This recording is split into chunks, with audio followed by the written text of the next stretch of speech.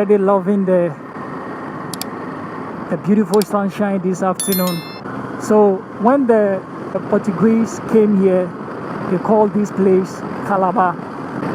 It is believed that when they got here, the Calabar beans was quite common in the area.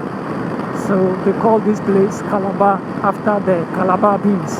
Unlike other names that would change after colonial rule, Calabar remains Calabar. I love it in Calabar because it is calm, peaceful, and green.